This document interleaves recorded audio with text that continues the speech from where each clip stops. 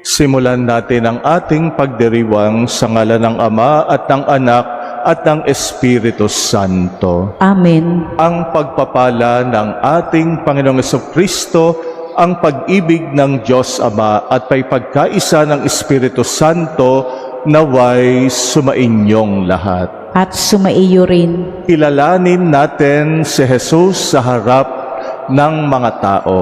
Ito ang hamon sa atin ng Panginoon na gawin nating halata ang ating pananampalataya sa pamagitan ng ating mga salita at gawa. Ipakita natin sa mundo na tayo ay mga tagasunod ng Panginoon. Aminin natin ang ating mga kasalanan upang maging marapat tayong gumanap sa banal na pagdiriwang. Sinugong tagapagpagaling sa mga nagsisisi, Panginoon, kaawaan mo kami. Panginoon, kaawaan mo kami. Dumating na tagapag-anyayang mga makasalanay magsisi, Kristo, kaawaan mo kami. Kristo, kaawaan mo kami. Nakaluklok ka sa kanan ng Ama upang ipamagitan kami, Panginoon, kaawaan mo kami. Panginoon, kaawaan mo kami. Kaawaan tayo ng makapangyarihang Diyos, patawarin tayo sa ating mga kasalanan at patnubayan tayo sa buhay na walang hanggan. Amen.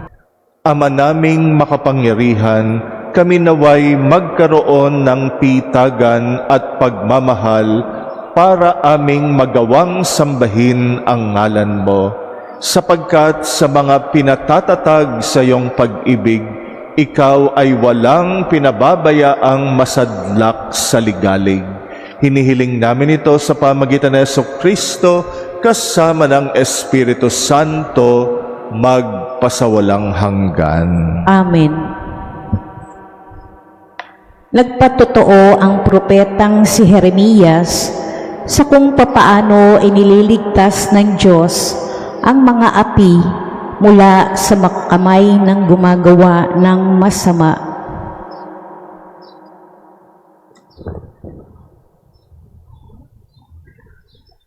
Pagbasa mula sa aklat ni Propeta Jeremias. Sinabi ni Jeremias, "Narinig kong nagbubulungan ang karamihan. Tinagurian nila akong kilabot saan man. Sinasabi nila, isuplong natin, pati matatalik kong kaibigay naghahangad ng aking kapahamakan. Wika pa nila, marahil ay malilinlang natin siya. Pagkatapos, dakpin natin at paghigantihan. Subalit, ikaw nasa panig ko poon. Malakas ka't makapangyarihan. Madara pa ang lahat ng umuusig sa akin. Hindi sila magtatagumpay kailanman. Mapapahiya sila sapagkat hindi sila magwawagi. Mapapahiya sila habang panahon. At ito'y hindi na makakalimutan. Makatarungan ka kung sumubok sa mga tao. Poon, Diyos na makapangyarihan, alam mo ang laman ng kanilang mga puso't isip. Kaya't ikaw ang maghiganti sa mga kaaway ko. Ipinagkakatiwala ko sa mga kamay mo ang aking kapakanan. Awitan ninyo ang poon. Inyong purihin ang poon. Sapagkat inililigtas niya ang mga api mula sa kamay ng mga gumagawa ng masama.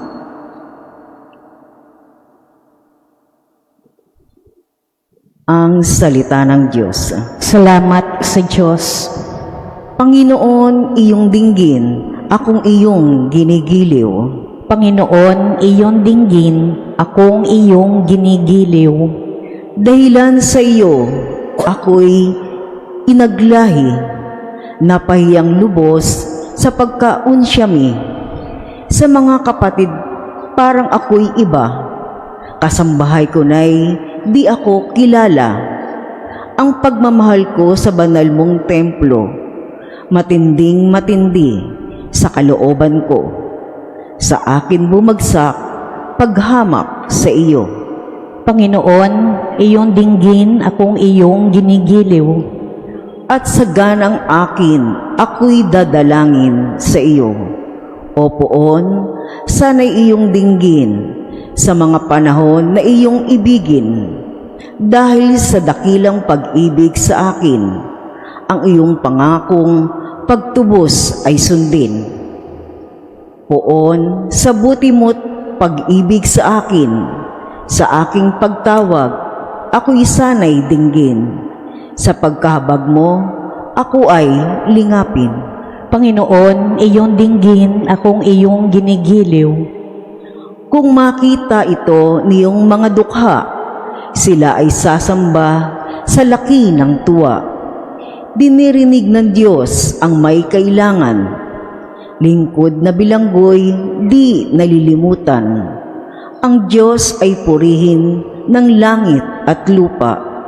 Maging karagatat naroong nilikha. Panginoon, iyong dinggin akong iyong ginigiliw. Ang kagandahang loob at pag-ibig ng Diyos ay di hamak na higit kaysa sa pagsuway ni Adan. Sa pamamagitan ng pagsunod ni Hesukristo, ang makabagong Adan, tayo'y pinagindapat sa harap ng Diyos. Pagbasa mula sa sulat ni Apostol San Pablo sa mga taga-Roma. Mga kapatid, ang kasalanan ay pumasok sa sanlibutan sa pamamagitan ng isang tao at ang kamatayan sa pamamagitan ng kasalanan niya. Dahil dito, lumaganap ang kamatayan sa lahat ng tao sapagkat ang lahat ay nagkasala. Nasa sanlibutan na ang kasalanan bago pa ibinigay ang kautusan. Ngunit walang pinananagot sa kasalanan kung walang kautusan. Gayunman, naghari ang kamatayan mula kay Adan hanggang kay Moises. Kahit sa mga tao na ang pagkakasalay di tulad ng pagsuway ni Adan. Si Adan ay anino ng isang darating, ngunit magkaiba ang dalawang ito, sapagkat ang kagandahang loob ng Diyos ay higit na di hamak kaysa pagsuway ni Adan. Totoo ngang nagdala ng kamatayan sa marami ang pagsuway ni Adan, ngunit malaki ang kahigtan ng kagandahang loob ng Diyos at ng kaloob na dumating sa napakarami sa pamamagitan ng isang tao. Sumainyo ang Panginoon. At sumaiyo rin. Ang mabuting balita ng Panginoon ayon kay San Mateo. Papuri sa iyo, Panginoon.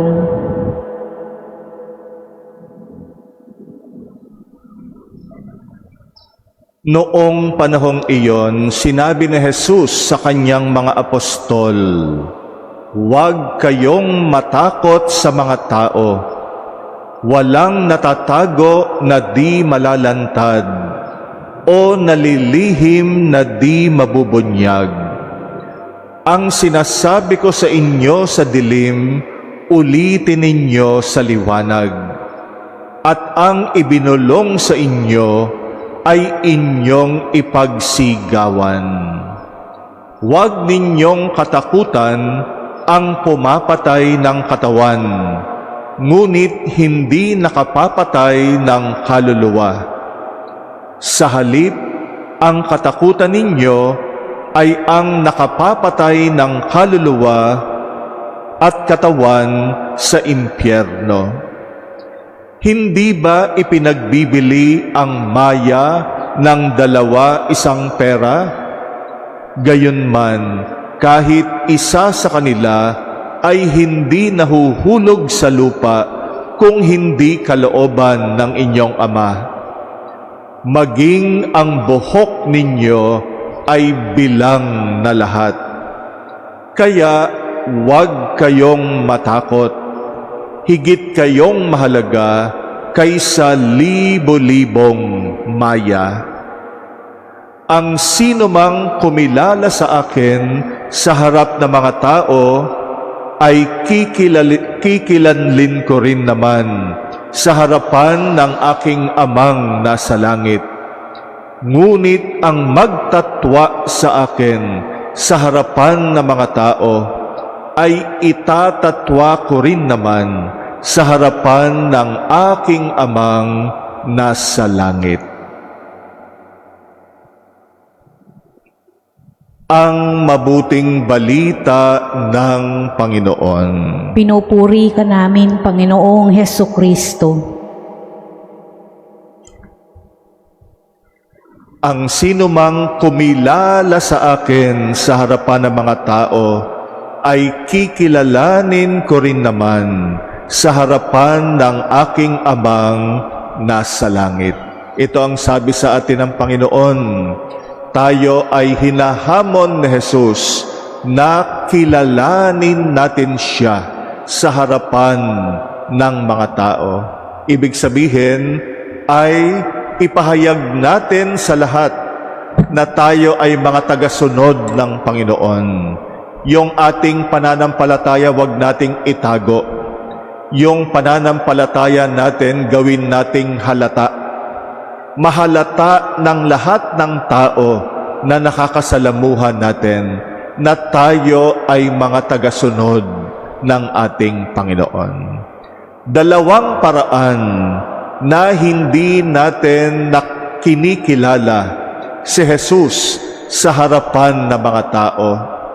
Itong dalawang paraan na ito, yung una, yung nahihiya tayo. Ikinahihiya natin malaman ng iba na tayo ay tagasunod ng ating Panginoon. Meron akong karanasan na hindi ko makakalimutan na minsan ay kumain ako sa ordinaryong fast food sa isang mall. At nung ako'y kakain na, nag-aalangan ako kung ako'y magsa-sign of the cross bilang prayer before meal. At naunahan ako ng hiya. Kaya nga, hindi ako nag-sign of the cross. Ako ay quietly nagdasal lamang. Pero laking gulat ko, yung isang katabi ko, isang kabataan, biglang nag-sign of the cross bago kumain. Sa kalooban ko, napahiya ako. Sabi ko, pari pa naman ako.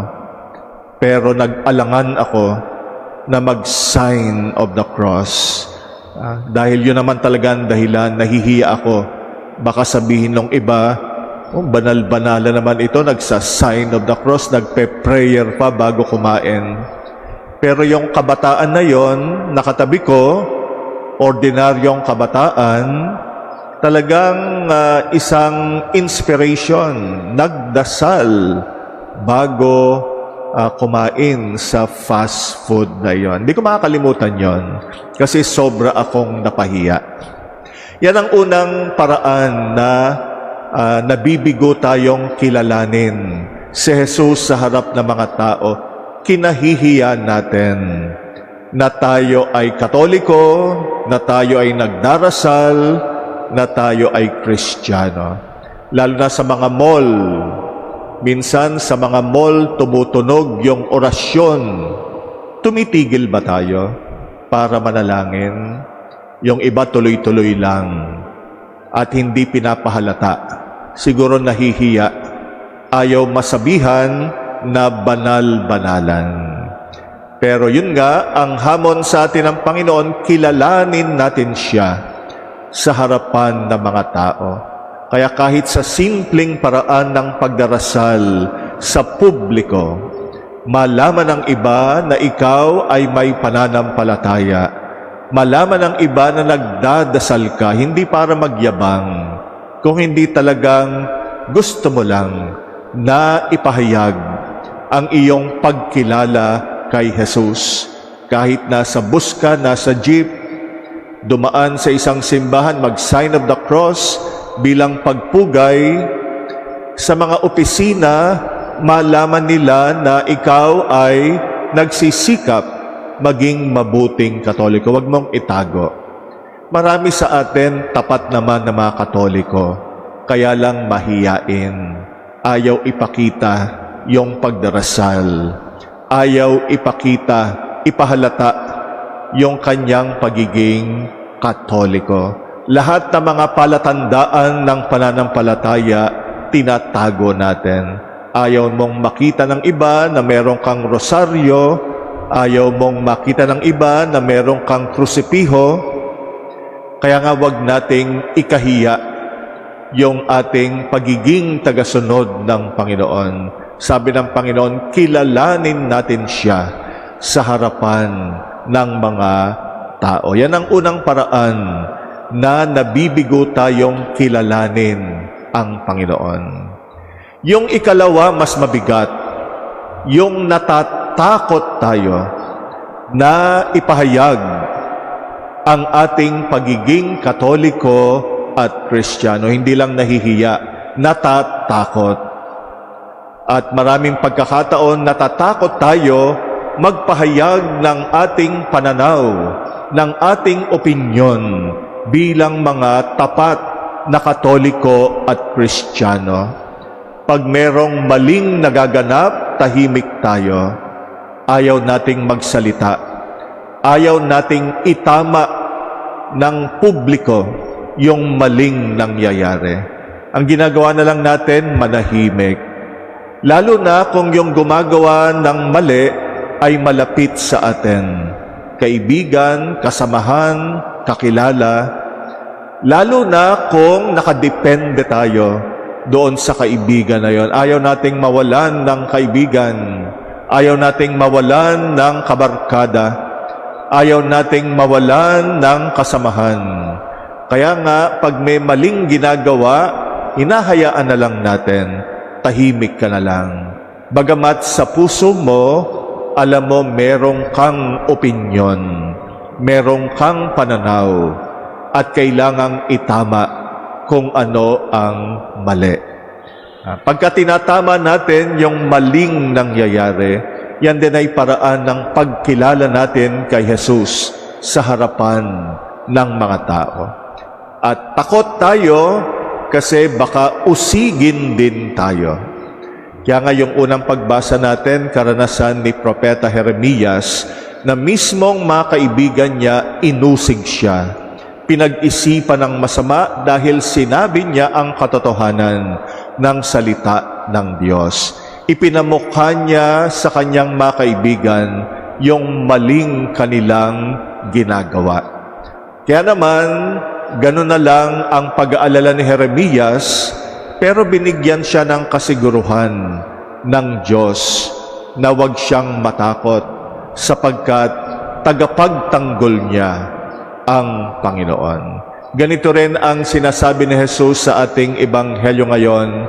Huwag nating katakutan yung mga tao na kaya lang tayong saktan sa katawan o pisikal. Ang katakutan natin, yung mapunta yung kaluluwa natin sa impyerno dahil wala tayong ginawa para itama ang mali. Wala tayong ginawa para isulong kung ano yung tama ayon sa salita ng Diyos na tinanggap natin mula sa Panginoon. Maraming mga aspeto ang buhay natin. Buhay pamilya, buhay komunidad, buhay politika, buhay ekonomiya, at iba pa. Sa lahat ng iba't ibang aspeto na ito, ipakita natin yung ating pagiging Kristiyano. Dalhin natin ang salita ng Diyos sa iba't ibang larangan na ito ng ating buhay. At ang matinding concern natin ngayon, yung buhay politika natin. Alam natin, sobra na tayong nagdurusa bilang isang bansang Katoliko dahil sa kalagayang pampolitika natin. Kailangan may magsalita. Kailangan kung may mali, itama bilang isang matapang na Katoliko, ipahayag natin kung ano ang tama ayon sa salita ng Diyos, anumang kulay mo sa politika. Lahat naman tayo merong pinapanigan. Lahat tayo may kanya-kanyang kulay sa politika. Pero kahit yung kakulay mo mali ginagawa, ay itama mo. Bagamat tayo may kanya-kanyang kulay at pinapanigan na grupong pampolitika, pero at the end of the day, ang ating katapatan ay sa Panginoon lamang. Kaya nga, kung tama at mali ang pinag-uusapan, hindi natin kukonsintihin kahit kakulay pa natin, kahit kasamahan pa natin, kahit kaibigan pa natin, kahit kapamilya pa natin. Sa Panginoon, siya ang pinanggagalingan natin. Kaya nga yung ating pananampalataya, yan ang pangunahing gabay natin sa buhay. Mga kapatid, malaking hamon ang iniiwan ni Jesus sa atin ngayon. Kilalanin natin siya sa harap ng mga tao. Ipakita natin ang ating pagiging tagasunod niya sa salita at sa gawa.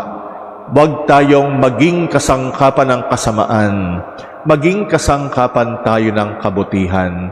Maghasik tayo ng binhi ng kaharian ng Diyos sa iba't ibang larangan ng ating buhay. Ipahalata natin sa lahat na tayo ay tagasunod at kaibigan ni Jesus.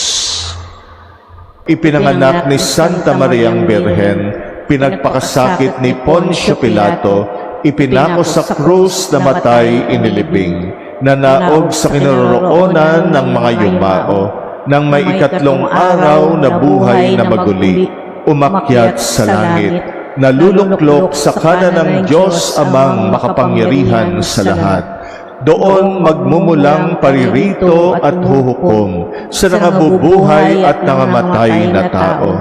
Sumasampalatay naman ako sa Diyos Espiritu Santo, sa banal na simbahang Katolika, sa kasamahan ng mga banal, sa kapatawaran ng mga kasalanan, sa pagkabuhay na muli ng nangamatay na tao, at sa buhay na walang hanggan. Amen. Ilapit natin ang ating mga alalahanin sa Diyos Amang labis na nagmahal sa sangnilikha, kaya ibinigay niya ang kanyang bugtong na anak. Taglay ang pagtitiwala, manalangin tayo. Ama, panatilihin mo kami sa iyong pag-ibig. Ama, panatilihin mo kami sa iyong pag-ibig. Para sa Santo Papa, mga obispo, pari, relihiyoso at relihiyosa, maging buhay na tanda nawa sila ng iyong pag-ibig at habag, O Diyos, sa panahon ng kadiliman at kawalan ng pag-asa. Manalangin tayo. Ama, panatilihin mo kami sa iyong pag-ibig. Para sa mga namumuno sa pamahalaan, maging tagapagtaguyod nawa sila ng hustisya sa pamamagitan ng katapatan sa kanilang sinumpaang tungkulin at sa mga aral ng Ebanghelyo. Manalangin tayo. Ama, panatilihin mo kami sa iyong pag-ibig. Para sa lahat ng mga binyagang Kristiyano, huwag nawa naming isara ang aming puso at pagsikapan nawa naming makibahagi sa misyon ni Kristo na ipalaganap ang katotohanan. Manalangin tayo. Ama, panatilihin mo kami sa iyong pag-ibig. Para sa mga may sakit at nagdurusa, mabatid nawa nilang mahal mo sila, O Diyos, sa pamamagitan ng pagkalinga ng kanilang pamilya at mga kaibigan. Manalangin tayo. Ama, panatilihin mo kami sa iyong pag-ibig. Para sa mga yumao, makasapit nawa sila sa kapayapaang walang hanggan, kapiling mo. Manalangin tayo. Ama, panatilihin mo kami sa iyong pag-ibig. Alalahanin natin ang mga kapatid natin na humihiling ng ating panalangin mga pinangakuan natin ng dasal, lalo na ang mga kilala nating mga may sakit, may mga natatanging pangangailangan, at may mga malalaking pagsubok sa buhay. Ipagdasal din natin ang kahilingan ng mga nagpapamisa nating mga kapatid sa ating pagdiriwang ngayong gabi. Poong tiwala rin nating idalangin ang personal nating kahilingan.